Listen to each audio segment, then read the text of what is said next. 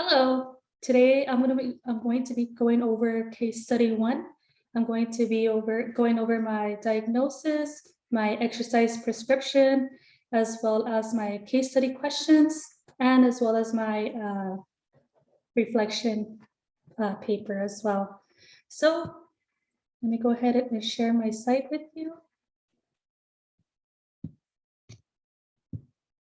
Okay, so you're here at home. We're going to scroll all the way down to case study 1. You see this area right here is what I will be inserting in this video. So we're going to go ahead and go to learn more. So for case study 1, my diagnosis for this athlete was she has a grade 1 soleus syndrome. My second diagnosis would be that the athlete has a gastrocnemius strain. And finally, my third diagnosis would be that the athlete has posterior compartment syndrome. This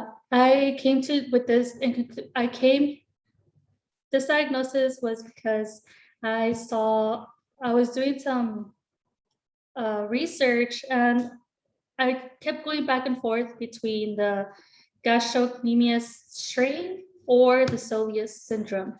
And to me, the one that clicked more was the soleus syndrome. The soleus syndrome is about the same as CECS, which is a chronic exertional compartment syndrome.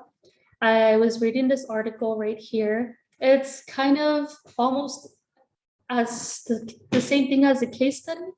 So it shows you right here, like in this situation, her doctor diagnosed her with the wrong diagnosis, and she went to another doctor and they diagnosed her with CECS. So my exercise prescription, I actually got this from an article that tells you right here, that says rehabilitation protocol. So for the first few days, I would like my athlete to use RICE, which is rest, ice, compress, elevate. That's very important. So from days 0 to 3, I would like to do some draining massage, electrotherapy, cryotherapy. And then on days 3 to 7, I would like to do some pediathermy and post-cryotherapy, which is some isometric exercises to get her back, because I don't want her to be resting, because if she rests, it's just going to make it worse. So I want her to do some walking or some biking, because I believe biking helps more. It takes less stress off of your legs, but also you're also doing some work as well. And for days 7 to 14, same thing, electrotherapy, pediathermy, and post-cryotherapy, some active stretching. I prefer more of a dynamic stretch, just because for me, I believe dynamic stretches helps your body more, because you're warming up, you're moving your muscles. It's better than ballistic stretching. And on days 14 to 21, I would like to do some eccentric exercises with her. I found this other article. This thing is on my way, sorry. Okay. So I found this website, and I believe it's very helpful because it shows you some exercises that she could do. So I'm just going to play it really quick here, so you could go ahead and see.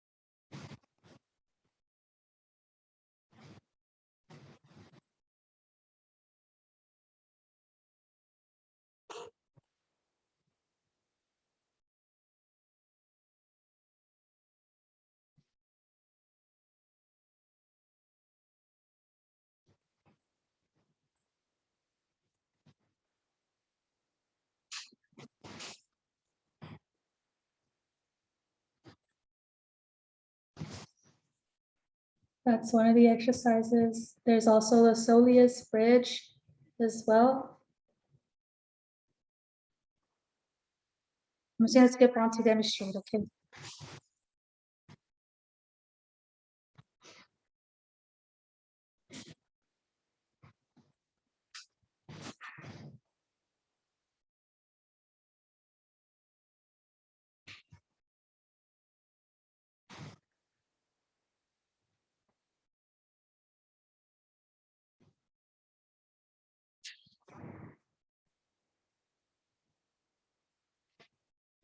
And then there's another one here. A squat with the soleus raised as well.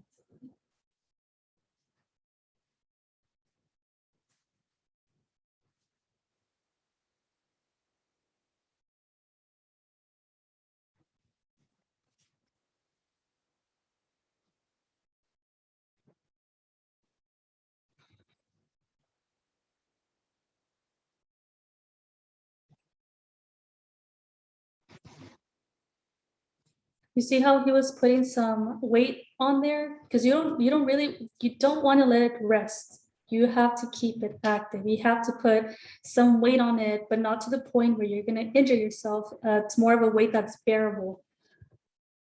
Also, the lunges with the soleus, right? So basically, he's just putting weight on the soleus. So you're stretching it. So you're also, that's more like a therapy for it. A soleus stretch, because you do need to stretch is very important. So this is pretty cool because it shows you a soleus stretch. I didn't even know about this.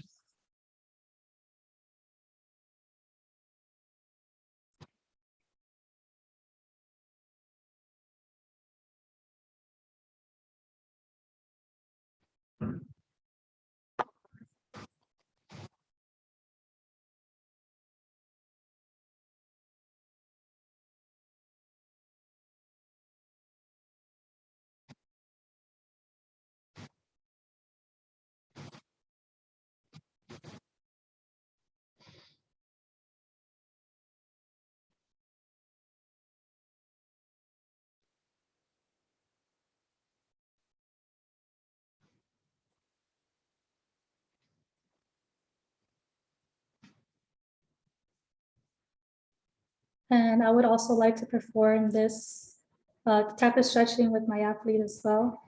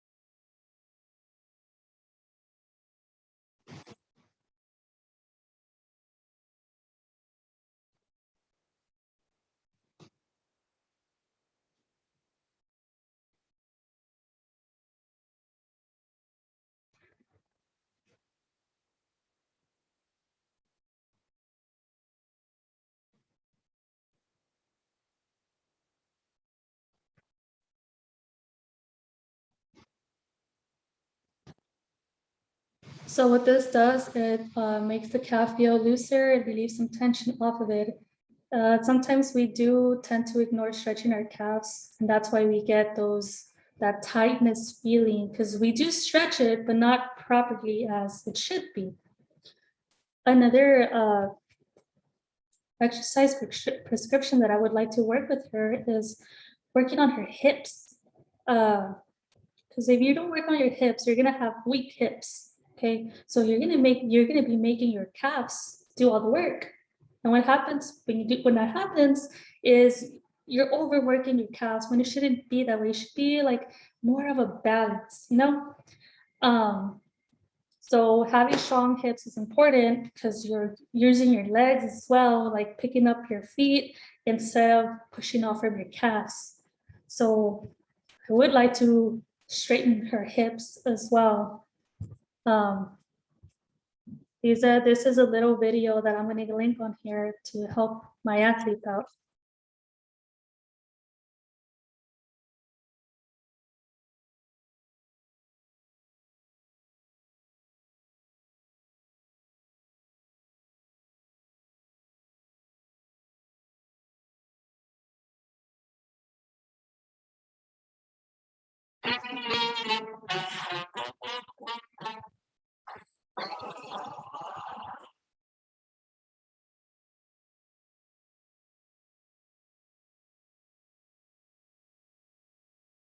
So that exercise that you saw, if I could, I would do that with the hurdles to work on that flexibility and mobility of the hips.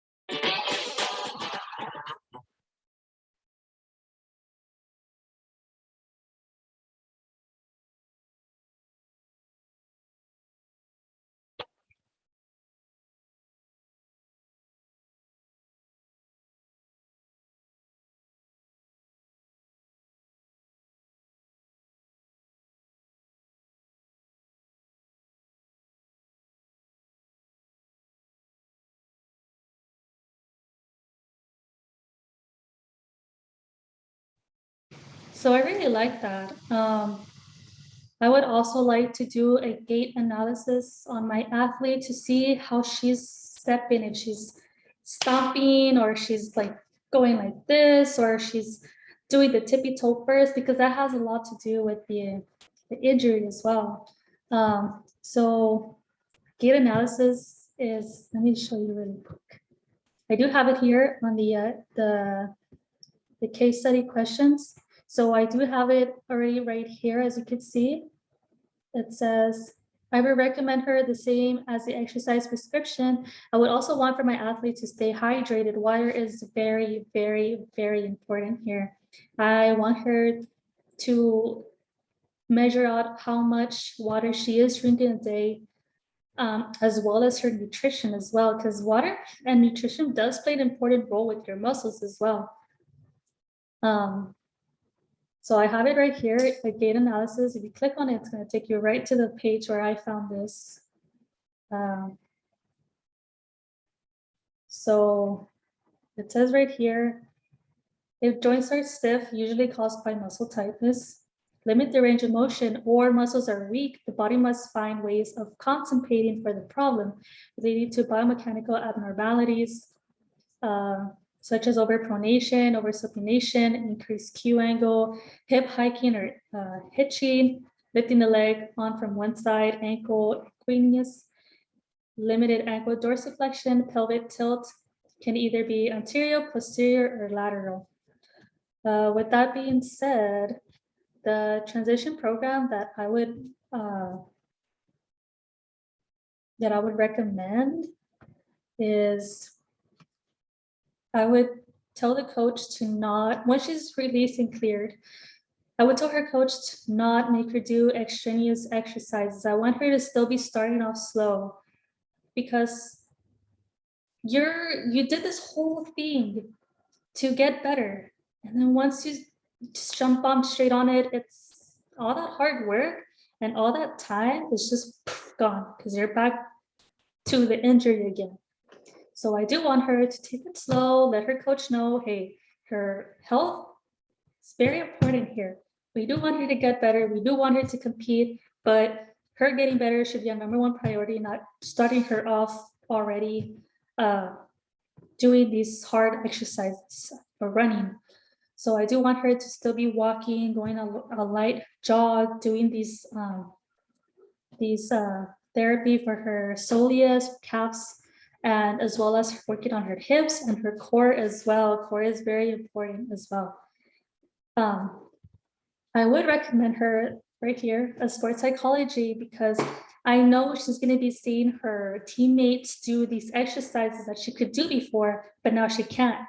She's taking it easy. So it's going to make her get, I'm going to say depressed, but like down, because she does want to. I was an athlete before and I've been in that situation. You're going to want to do it. You're going to want to go for the exercises that they're doing, but you just can't. You just have to sit it out. So that just makes you sad and you feel like you're useless. You're not how you used to be. So that's why I would recommend some sports psychology. There's a bunch of articles online that's going to help my athlete with that. I actually linked one right here that could help her out. So 7 tips for recovering mentally after a sports injury. But it's very important that she does have a strong mindset, because your mindset is everything. This is the strongest muscle, your mind. Okay, so I want her to set clear and realistic goals, not, going, I want to run 2 miles under like 12 minutes. No, you need to take it little by little. Set your goal that you're going to reach. Visualize a healthy you. Be optimistic. Look on the bright side of why you're recovering. Focus on the present, not on the past. Past is the past. Okay, we will get there, but for now, it has to be like slow and steady wins the race. Honor your feelings, accept help and support. I will be there to support her. I don't want her to be feeling down.